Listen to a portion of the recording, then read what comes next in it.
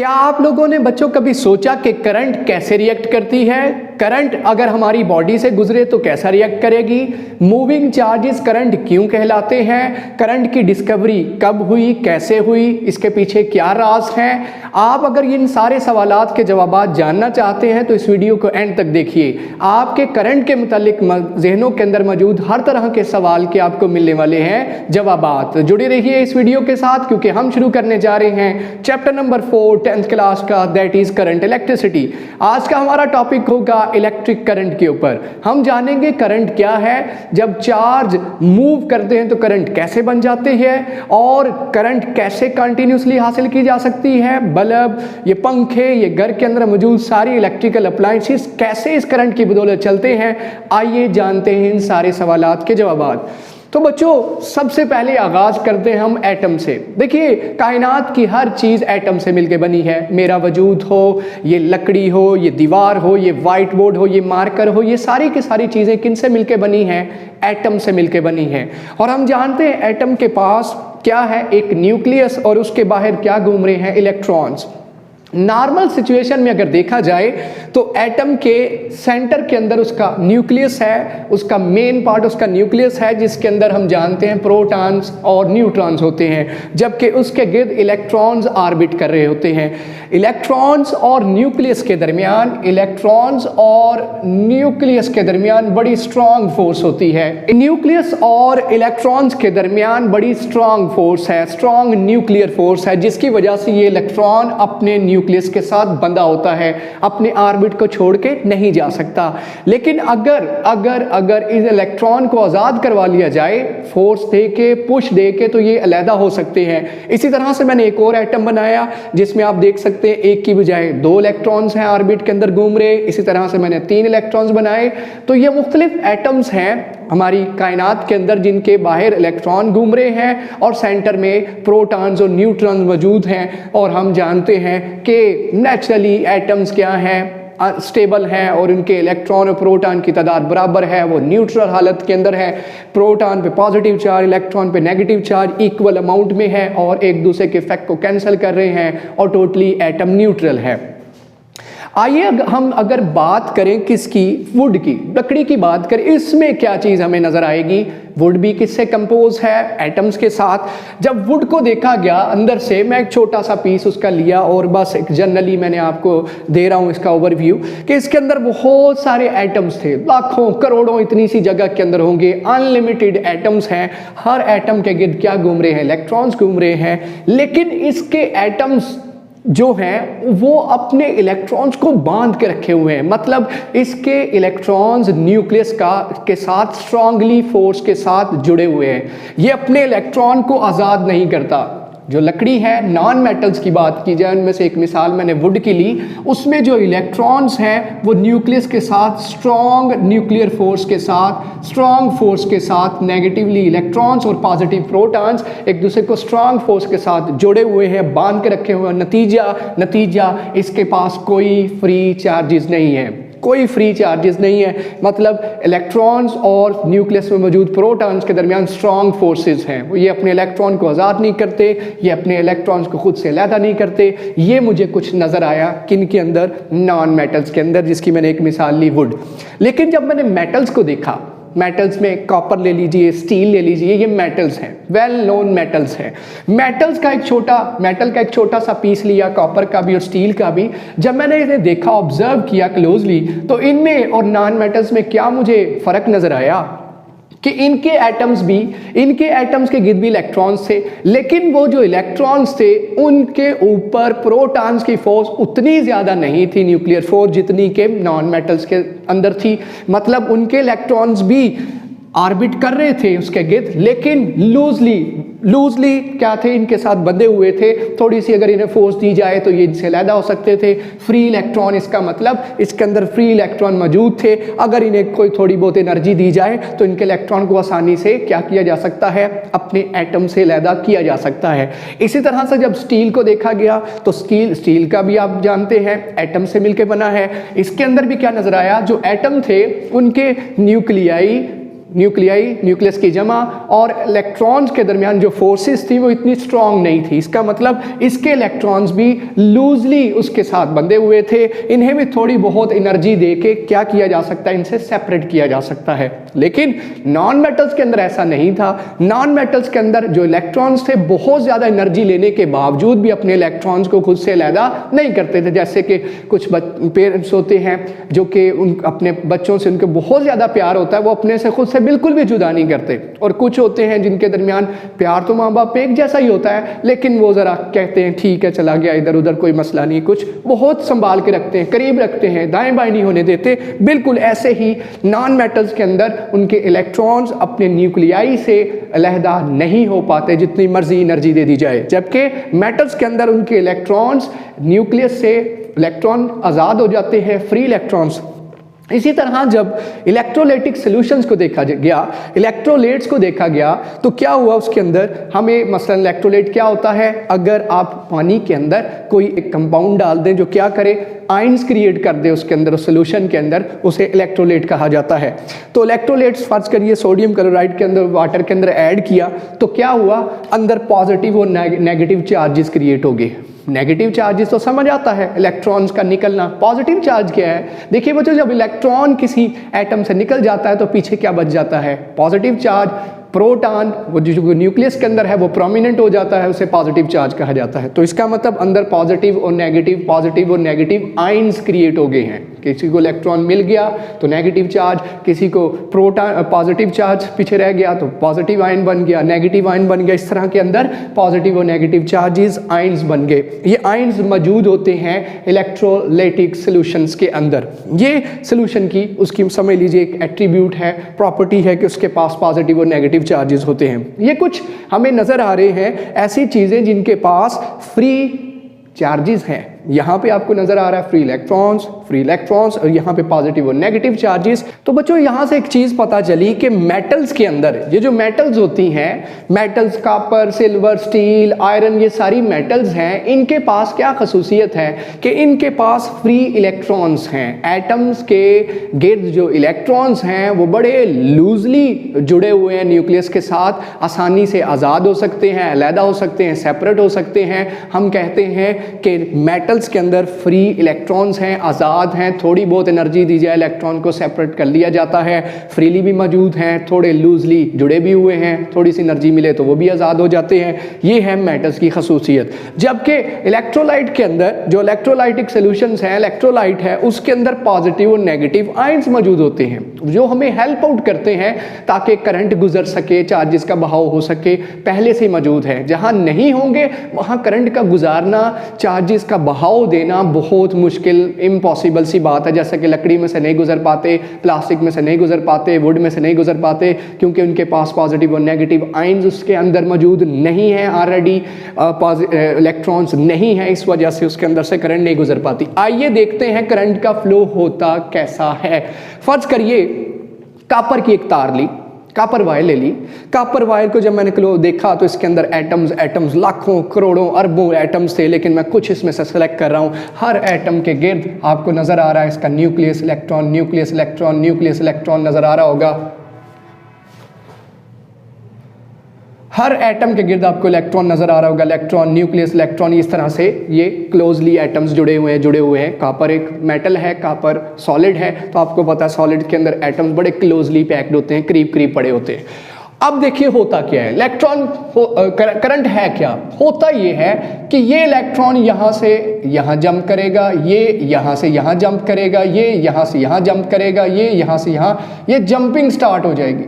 Jumping start होने का मतलब ये है कि इलेक्ट्रॉन्स एक एटम से दूसरा आगे चला गया, तीसरा चौथे, चौथा पांचवें, पांचवा छठे, ये यहां से यहां गया तो पीछे गैप, ये यहां आ गया, ये यहां गैप आ गया, पीछे से आ गया। इस तरह से इलेक्ट्रॉन्स इस तार के इस क्रॉस सेक्शनल एरिया, जो सामने से तार की मोटाई नजर आ रही हो, इस तार को मैंने मोटा करके दिखाया है, इस एरिया में से जितने इलेक्ट्रॉन तेजी से निकलते आ रहे होंगे, इसका मतलब उतनी करंट आ रही है। फ्लो ऑफ चार्जेस, डेफिनेशन देखिए देखिए the rate of flow of electric charge through any cross sectional area is called current. किसी क्रॉस सेक्शनल एरिया में से कितने चार्जेस बाहर आते हैं, यहाँ हम चार्जेस किनको कह रहे हैं, इलेक्ट्रॉन्स को, इलेक्ट्रॉन्स को, इलेक्ट्रॉन्स को, इलेक्ट्रॉन को, क्योंकि पॉजिटिव चार्ज भी होता है। हम नेगेटिव चार्ज की बात कर रहे हैं, इलेक्ट्रॉन्स की, नेगेटिवली चार्ज। इलेक्ट्रॉन्स के बहाव को जितने चार्जेस इस क्रॉस सेक्शनल एरिया में से बाहर आएंगे, बाहर आने का मतलब है आगे कोई बल्ब लगा है, कोई पंखा लगा है, उसको जितने चार्जेस मिल रहे हैं that is called current.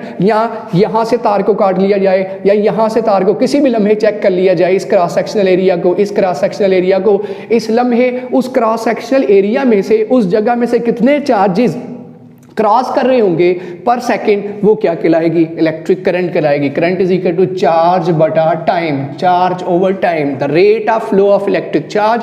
Rate of flow का मतलब है बटे में क्या है, टाइम है। Rate of flow of electric charge through any cross sectional area, किसी भी क्रॉस सेक्शनल एरिया, बारीक तार, मोटी तार, चौड़ी तार, जैसी मर्जी तार, उस क्रॉस सेक्शनल एरिया में से जितने चार्जेस गुजरेंगे, इलेक्ट्रॉन्स गुजरेंगे, नेगेटिव चार्जेस गुजरेंगे, उसे क्या कहा जाता है, इलेक्ट्रिक करंट। और उसे कैपिटल आई के साथ रिप्रेजेंट किया जाता है और उसका यूनिट यहां से बनेगा, चार्ज का यूनिट कूलम, टाइम का unit second, coulomb per second, और इसे क्या नाम दिया जाता है, एम्पेयर, क्योंकि सबसे पहले करंट का आइडिया किसने दिया, एम्पेयर ने। और इसके लिए सिंबल यूज होता है कैपिटल ए। ये करंट के लिए जो करंट का यूनिट एम्पेयर है उसका यूनिट सिंबल यूज करते हैं कैपिटल ए। इसी तरह इसके छोटे भी यूनिट्स हैं, जैसा कि 1 मिली एम्पेयर किसके बराबर होगा, 1 × 10 की पावर -3 एम्पेयर। इस तरह से 1 माइक्रो एम्पेयर किसके बराबर होगा, 1 × 10 की पावर -6 एम्पेयर। ये छोटे यूनिट भी हैं।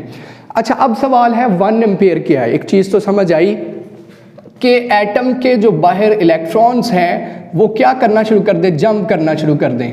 एटम्स अपनी जगह पे ठहरे हुए हैं, सिर्फ और सिर्फ उनके बाहर मौजूद लूजली जो बंधे हुए इलेक्ट्रॉन से वो जंप करके अगला, दूसरे में दूसरा, तीसरे में तीसरा, चौथे में जाते जाएं और पीछे से नए आते जाएं। इस अमल को क्या कहलाता है, जैसे आपने सुना होगा बंदर जो है एक दरख्त से दूसरा दरख्त, दूसरे दरख्त से तीसरा दरख्त, पीछे से दूसरा बंदर आ गया, वो अगले, ऐसे जाते जा रहे हैं जंपिंग करते हुए जंगलों के अंदर। वो क्या कहलाएगा, बिल्कुल ऐसे ही इलेक्ट्रॉन्स का फ्लो किसी कंडक्टर के अंदर क्या कहलाती है, करंट कहलाती है। इलेक्ट्रॉनिक फ्लो ऑफ यहाँ हम इलेक्ट्रॉनिक फ्लो करंट असल में अभी आगे डिटेल बताता हूँ करंट का आइडिया क्यों मिस हैंडल किया जाता है, मिसअंडरस्टूड किया जाता है, स्टूडेंट्स करते हैं, इवन टीचर्स करते हैं, उसकी क्लैरिटी भी देते हैं। पॉजिटिव चार्ज क्या है और नेगेटिव चार्जेस क्या है। अभी हम जनरली करंट बात कर रहे हैं इलेक्ट्रॉन्स के फ्लो को, जो यहाँ से इस तरफ जा रहे हैं, क्यों जा रहे हैं उसकी डिस्कशन बाद में है। इलेक्ट्रॉन्स यहाँ से यहाँ इस तरफ जा रहे हैं और नॉर्मल हालत में इलेक्ट्रॉन बड़ी एहतियात से यहाँ बैठे, कोई इधर जा रहा है, कोई इधर जा रहा है, कोई इधर जा रहा है, बेहंगम बेतरतीब मोशन में बैठे हैं। अभी करंट नहीं है, अभी तो सिर्फ और सिर्फ वो क्या है,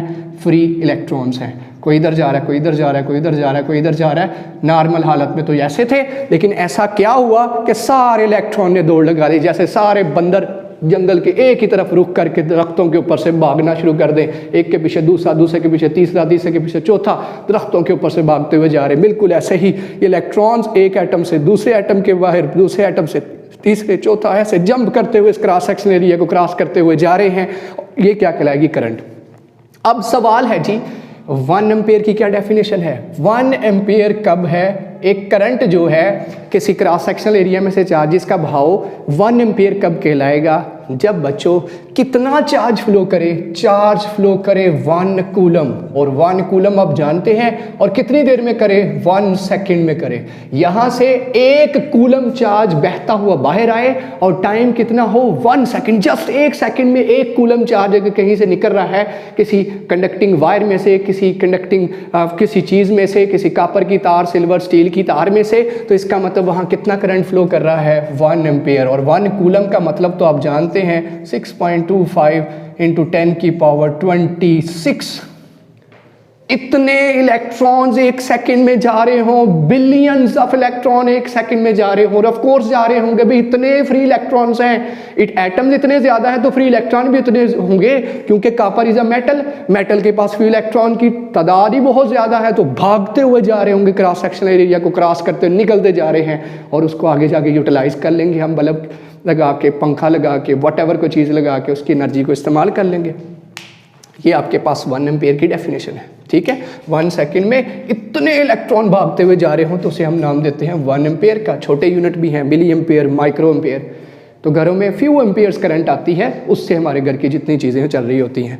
अच्छा, आइए अब बात करते हैं कि भाई करंट देता कौन है, कैसे करंट आती है। बच्चों 18 सेंचुरी के अंदर तक साइंसदानों का ख्याल था कि जो करंट है वो पॉजिटिव चार्जेस का फ्लो है, क्योंकि तब तक इलेक्ट्रॉन डिस्कवर नहीं हुआ था। समझते थे कि पॉजिटिव चार्जेस फ्लो कर रहे हैं, दैट इज करंट, जिसे अब हम कन्वेंशनल करंट कहते हैं। और अभी भी बच्चे कहते हैं अगर इलेक्ट्रॉन डिस्कवर हो गए थे, करंट एक्चुअली इलेक्ट्रॉन का फ्लो है, नेगेटिव चार्जेस बहते हैं, पॉजिटिव नहीं फ्लो करते, तो फिर बार बार आगे जो पढ़ते हैं हम वो पॉजिटिव चार्जेस का फ्लो क्यों पढ़ते हैं? क्योंकि बच्चों अब तक सैकड़ों किताबें इलेक्ट्रॉन की डिस्कवरी से पहले लिखी जा चुकी थी, उनके अंदर करंट का फ्लो क्या कहा गया था? पॉजिटिव चार्जेस का फ्लो, पॉजिटिव चार्जेस का फ्लो, पॉजिटिव चार्जेस का फ्लो। अब उन किताबों को चेंज करना, उन सारों के अंदर चेंजिंग लेके आना, पॉजिटिव की जगह नेगेटिव लिखना इम्पॉसिबल सी बात है। इसलिए वो जो करंट पहले दो अदवार के अंदर समझी जाती थी कि पॉजिटिव चार्जेस का फ्लो, एज इट इज आज भी कह देते हैं, उस करंट का नाम चेंज करके आगे पढ़ेंगे कन्वेंशनल करंट नाम रख दिया है कि जो रवायत चल रही है सदियों से, लेकिन असल में जब इलेक्ट्रॉन डिस्कवर हुआ पता चला मेटल्स के अंदर जो करंट फ्लो करती है कंडक्टर्स के अंदर, वो इलेक्ट्रॉन्स का बहाव है नेगेटिव टर्मिनल से पॉजिटिव टर्मिनल। अच्छा, अब करंट किस चीज़ से हासिल करते हैं? हमारी रूटीन के अंदर सबसे मेजर सोर्स जिससे हम करंट हासिल करते हैं दैट इज सेल या बैटरी। सेल रिमोट के अंदर डाल रहे हैं, सेल घड़ी के अंदर डाल रहे हैं, सेल खिलौनों के अंदर डाल रहे हैं और उससे करंट हासिल कर रहे हैं। सेल के पास एक ऐसी क्या चीज़ है कि वो करंट देता है और जो तारे उसके साथ कनेक्ट करते हैं उनमें से करंट बहता है और बल्ब, पंखा, खिलौना, रिमोट, हर चीज़ उससे चल रही होती है। आइए देखते हैं सेल को अंदर से। सेल के पास बच्चों केमिकल एनर्जी होती है। सेल को अगर तोड़ के देखें तो आपको ब्लैक कलर का अंदर पाउडर नजर आएगा, तो ज़रूर तोड़ के देखिएगा ताकि आपको क्लियर हो सके कि वाकई सर ने सही कहा है। ब्लैक कलर का पाउडर दिखेगा, वो ब्लैक कलर का पाउडर केमिकल रिएक्शन करता है और रिएक्शन करके पॉजिटिव चार्जेस एक साइड पे और नेगेटिव चार्जेस दूसरी साइड पे कर देता है। और पॉजिटिव चार्जेस एक साइड पे करने का मतलब, जब हम कह रहे हैं करंट का फ्लो नेगेटिव चार्जेस है, तो पॉजिटिव कहाँ से आगे? देखिए बच्चों, जहाँ से इलेक्ट्रॉन उठ जाते हैं, जहाँ से इलेक्ट्रॉन निकल जाएंगे, पीछे क्या बचेगा? भाई इलेक्ट्रॉन निकल गए तो पीछे क्या बचेगा? पॉजिटिव चार्ज ही बचेगा, प्रोटॉन भी बचेंगे पीछे न्यूक्लियस के पास। इसका मतलब इलेक्ट्रॉन को उठा के इन पूरे इकट्ठे बैठे थे केमिकल के अंदर, लेकिन केमिकल एनर्जी ने क्या किया? इलेक्ट्रॉन्स को सेपरेट करके इधर भेज दिया। इस बैटरी की इस तस्वीर में इलेक्ट्रॉन नीचे दिखाए गए हैं, इलेक्ट्रॉन को यहाँ भेज दिया तो पीछे ऑफ कोर्स क्या बचे होंगे? प्रोटॉन, पॉजिटिव चार्जेस ही बचे होंगे। जहाँ से इलेक्ट्रॉन चले जाए पीछे पॉजिटिव चार्ज ही रह जाता है। न्यूक्लियस के पास पॉजिटिव चार्ज बचता है तो पॉजिटिव चार्ज पीछे रह गए। ये सेपरेट करना किसका काम है? बैटरी का। बैटरी ने अपने पास, इसलिए सेल के ऊपर अगर आप देखें तो एक तरफ पॉजिटिव लिखा होता है और एक तरफ नेगेटिव लिखा होता है। इसका मतलब अच्छा, अब इलेक्ट्रॉन का फ्लो क्या है? अब गौर करिए, जैसे ही हम बल्ब कोई लैंप कनेक्ट करते हैं, यहाँ केमिकल रिएक्शन शुरू हुआ। केमिकल रिएक्शन ने नेगेटिव चार्ज नेगेटिव वाली साइड पे भेज दिए, पॉजिटिव चार्ज उधर भेज दिए। इलेक्ट्रॉन्स इस साइड से निकले क्योंकि इस बल्ब को लाइट अप करना है, रोशन करना है। इलेक्ट्रॉन्स यहाँ से निकले, सर्किट कंप्लीट हो गया ना भाई, ये तार, ये रास्ता खुल गया है। अब जब रास्ता खुला तो नेगेटिव चार्ज की असल पोजीशन तो पता है उनको कि ये है, ये यहाँ से तो जा नहीं सकते। इनके लिए एक ही वे है कि क्या जा सके। क्यों यहाँ से यहाँ नहीं जा सके? केमिकल एनर्जी उनके रास्ते में है और केमिकल एनर्जी क्या कहेगी कि इस रास्ते जाइए। केमिकल एनर्जी ने इन्फोर्स करेगी कि इस रास्ते जाइए, चक्कर लगा के ये आके मिल जाइए, इनसे आके मिल जाइए। तो इलेक्ट्रॉन यहाँ से भागेंगे। ये बड़े इलेक्ट्रॉन को बड़े साइज का क्यों दिखाया? कि इनके पास इस वक्त क्या है? इनके पास इस वक्त है पोटेंशियल एनर्जी। पोटेंशियल एनर्जी लेके निकले। किसने दी? केमिकल रिएक्शन हुआ। केमिकल रिएक्शन ने चार्जेस को, किनकी बात करें, इलेक्ट्रॉन्स को पोटेंशियल एनर्जी दी। पोटेंशियल एनर्जी लेके निकले, भागते हुए जब रास्ते में लैंप आया, बल्ब आया, अपनी पोटेंशियल एनर्जी उस लैंप को दी। लैंप ने उस एनर्जी को यूज़ किया। अब जानते अंदर गैस होती है, गैस से जाके इलेक्ट्रॉन स्ट्राइक किए, पोटेंशियल एनर्जी जाके इलेक्ट्रॉन से गैस को दी, टकराए, एनर्जी ज़ाया की। और देखिए इस यहाँ साइज देखिए इनका, जब ये एनर्जी कैरी कर रहे थे, और यहाँ देखिए एनर्जी अपनी दे बैठी। किनको दे दी उन्होंने एनर्जी? इस लैंप को। और ये एनर्जी लूज़ करके वापस आ रहे हैं कहाँ पे? असल पोजीशन पे, जो यहाँ कहाँ थी? पॉजिटिव जगह पे, जहाँ से ये पहले सेपरेट हुए थे। यहाँ आके इकट्ठे होना शुरू होंगे, यहाँ आके तो उन्हें रुक जाना चाहिए, लेकिन अंदर स्टिल क्या मौजूद है, केमिकल एनर्जी है जो क्या करेगी, इन्हें फोर्स करेगी दोबारा कहाँ पहुँचाएगी, कहेगी इस तरफ आइए। इसका मतलब चार्जेस जो जाके पॉजिटिव नेगेटिव जुड़ के थे उन्हें लैदा करने वाली एनर्जी सेल के अंदर मौजूद है, बैटरी के अंदर मौजूद है, उसका नाम है केमिकल एनर्जी, जो पॉजिटिव और नेगेटिव को दोबारा सेपरेट करेगी और इन दोनों के दरमियान क्या क्रिएट होगा, जो चैप्टर पिछले में पढ़ा था, पोटेंशियल डिफरेंस, पोटेंशियल का डिफरेंस। और वो पोटेंशियल का डिफरेंस कैसे कवर होगा, ये चार्जेस को भाग के आना होगा, डिफरेंस खत्म, फिर पोटेंशियल डिफरेंस ये बैटरी क्रिएट करेगी और डिफरेंस खत्म होगा, और ये सिलसिला इस तरह से चलता रहेगा। तो इस तरह से चार्जेस ये पोटेंशियल लेके पोटेंशियल एनर्जी यहाँ देंगे, लैंप को रोशन करेंगे। लैंप कौन सी एनर्जी लेगा इससे, लैंप लाइट अप होगा तो लाइट एनर्जी, और हीट पैदा करेगा तो हीट एनर्जी। इसका मतलब ये जो बल्ब है ये इनसे पोटेंशियल एनर्जी लेके क्या बनाएगा, लाइट बनाएगा और हीट पैदा करेगा। आपने देखा होगा बल्ब आहिस्ता आहिस्ता से गर्म हो जाता है, इसका मतलब वो हीट एनर्जी है। इस तरह की दो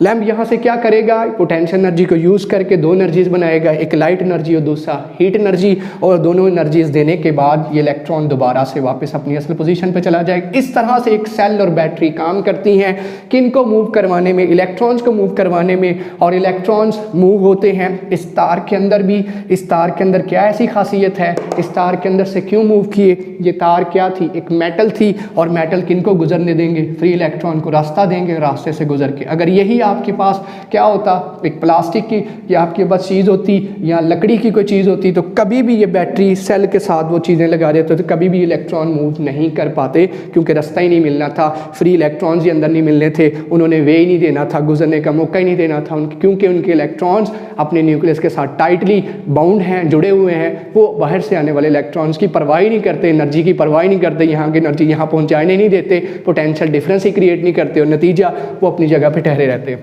लेकिन इस तार को जहां हमने ये देखा था, ये सिलसिला हुआ। इसका मतलब ये इलेक्ट्रॉन की जंपिंग इस तरह से शुरू होगी, इलेक्ट्रॉन यहाँ से जंप करते करते यहाँ आ जाएंगे। फिर सेपरेट करने वाली चीज़ बैटरी है, बैटरी के पास कौन सी एनर्जी है, केमिकल एनर्जी, वो कौन सी एनर्जी बना देगी, पोटेंशियल, और पोटेंशियल एनर्जी यहाँ जाके किन दो शक्लों में इस्तेमाल होगी, लाइट और हीट, एनर्जी खत्म होगी वापस यहाँ। फिर ये सिलसिला चलता रहेगा।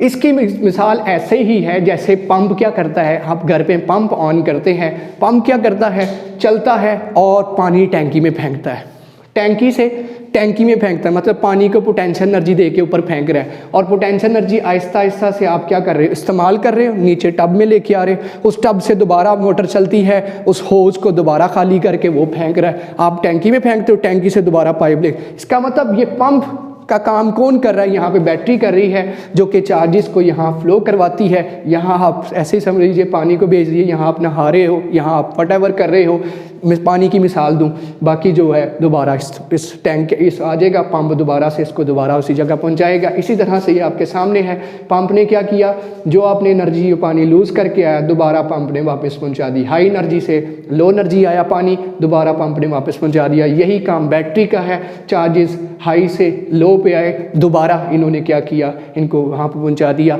और कन्वेंशनली रवायत में कहा जाता है कि करंट पॉजिटिव चार्जेस की वजह से, इसलिए यहाँ पे साइन लगा हो गया डायरेक्शन ऑफ कन्वेंशनल करंट। क्यों ऐसा किया जाता है, क्योंकि मैंने जैसे कहा बहुत सालों से ये लिखा जा चुका है कि करंट पॉजिटिव चार्जेस का फ्लो है, पॉजिटिव चार्जेस के फ्लो करंट कहा जाता है। और वैसे भी आजकल क्यों यूज़ करते हैं पॉजिटिव चार्ज वाली करंट या कन्वेंशनल करंट क्यों कहते हैं, और आगे भी पॉजिटिव चार्जेस की करंट ही यूज़ होगी, क्योंकि इसके लिए कैलकुलेशन करना, सर्किट ड्रॉ करना, रिजल्ट निकालना आसान है। बस वजह यह है कि जहाँ अगर नेगेटिव चार्जेस की करंट को कंसीडर किया जाए और वहाँ पे हर इक्वेशन के अंदर, हर रिजल्ट के अंदर माइनस माइनस माइनस साइंस आएँ, जो कि इक्वेशन को कॉम्प्लिकेटेड बना देंगे, इसलिए करंट को हम कन्वेंशनल करंट समझते हैं। हालांकि हमें रियल मायनों में पता है सर्किट के अंदर करंट इलेक्ट्रॉन्स की वजह से है, नेगेटिव से पॉजिटिव है, लेकिन इक्वेशंस बनाने के लिए, सर्किट डेवलप करने के लिए हम करंट कन्वेंशनल समझते हैं। बस इतना सा आपने याद रखना है। ये था आज का हमारा टॉपिक, जिसमें हमने इलेक्ट्रॉनिक करंट या इलेक्ट्रिक करंट को डिस्कस किया। The rate of the flow of electric charge through any cross sectional area is called electric current या करंट। ये था आज का हमारा टॉपिक। उम्मीद करता हूँ आपको अच्छे से समझ आई होगी। इंशाल्लाह नेक्स्ट वीडियो में नेक्स्ट लेक्चर के साथ हाजिर होंगे। इजाज़त दीजिए, अल्लाह हाफिज़।